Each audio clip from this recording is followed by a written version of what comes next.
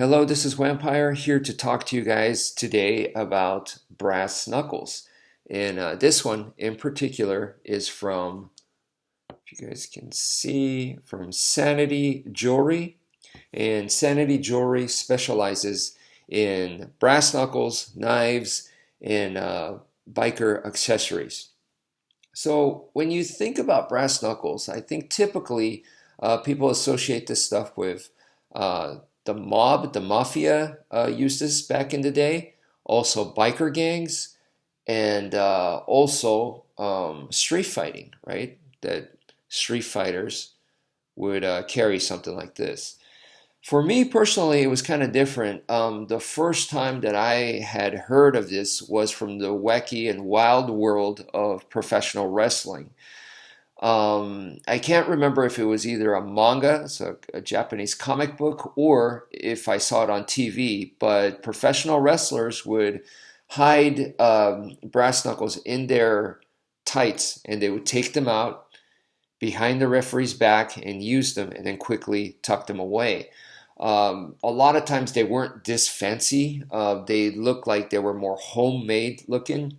But yeah, that was the first time I had seen brass knuckles, and it's just something that's very fascinating. I think just the idea of it, and then to think about that historically, um, they had competitions of like boxers and stuff, and I'm talking about like ancient Greek and Rome would have boxing matches where they would wear something similar to this, not necessarily with stuff sticking out like this, but something to just cover over the knuckles, and they would have their sporting events, their spectacle sporting events like that, that is wild. Imagine if we did that today. If we had, I know recently it's become more and more popular as bare knuckle boxing. So imagine they had brass knuckle boxing. Wouldn't that be insane? Um, so for me personally, this has just been something that it's almost nostalgic, and I've been fascinated by it for a long, long time. But the question for me has always been, when you put on something like this, does it hurt your hand? To me, that is the most important question. And of course, there's so many different models, so many different thicknesses, materials that they could use. So it is going to be a case by case.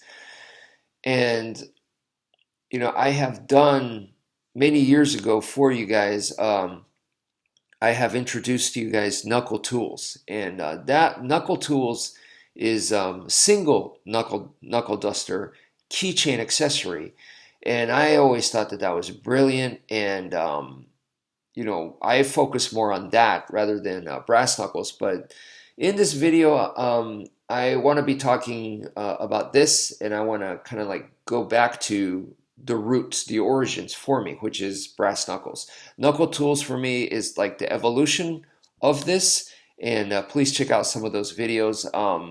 It is amazing to me. Knuckle tools, single knuckle dusters, and to go from that into now the idea that I had with knuckle.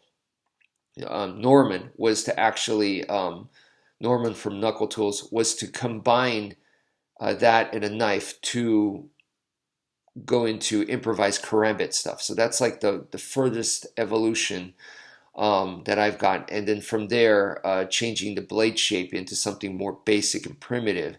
And yeah, so that is as far as I got evolution wise. But let me, once again, for this video, I want to come back to this. And maybe someday I'll get back into doing a video on the knuckle tools and the evolved karambit stuff for you guys. But right now, it's all about this right here.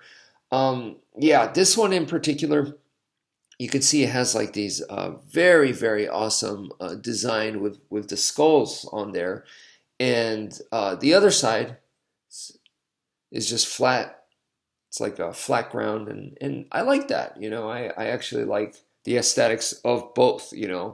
Um, So I like having a flat side and then over here a decorated side, so to speak. But the skulls right here, as you can imagine, this, when you do make contact, that it's going to put more force into a smaller area. So the skulls are going to be really death dealers in a sense. And having tested it out, yes, I tested out on various forms of cardboard, and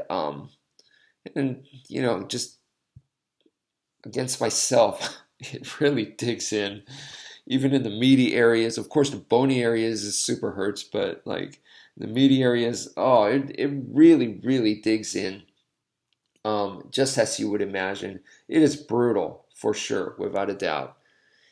And like when I tested it on cardboard, yeah, you could punch it straight, but then if you add a little bit of torque on there, then the skulls catch, and I noticed that it rips. So I could imagine that it would do that to flesh.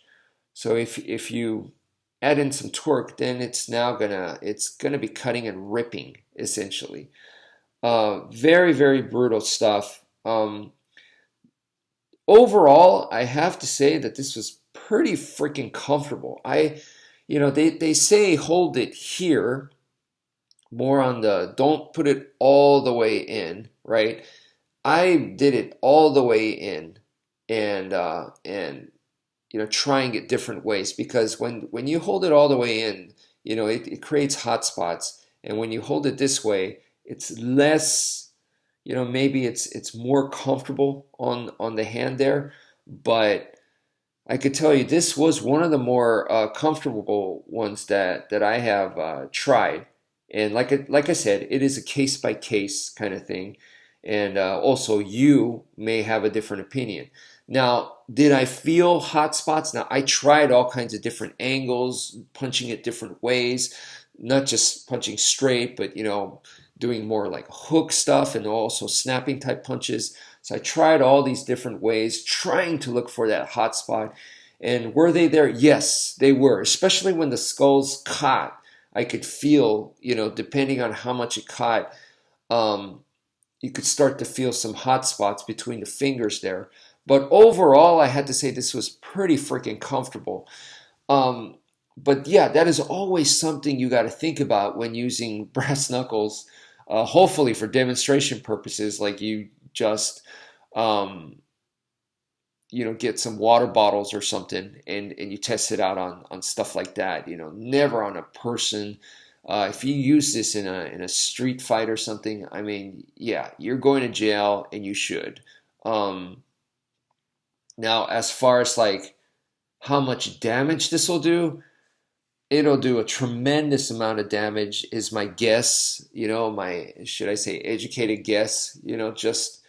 Just from having been done all these years, martial arts, full contact sparring, competition, stuff like that, and training with weapons and whatnot. Yeah, this will do a tremendous amount of damage. I don't think that's the question, really, how much damage it'll do. The question is, how much is it going to hurt you? How much is it going to compromise your grip? Because, like I said, the next person, if this was a life-threatening street situation and this is all you had, right? Um, anyway, I mean, why would I want to hurt myself using something like this, right? I don't want to. So, is there a way to better not hurt yourself? And that is something that I covered before with the knuckle tools, and that was basically, don't do the big old haymakers. Don't be punching with full force, and that's something that you learned with bare knuckle boxing as well.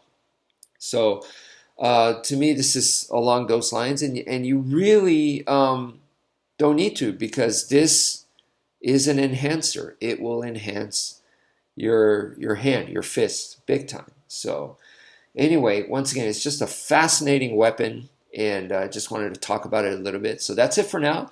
Thank you for viewing, and take care, folks.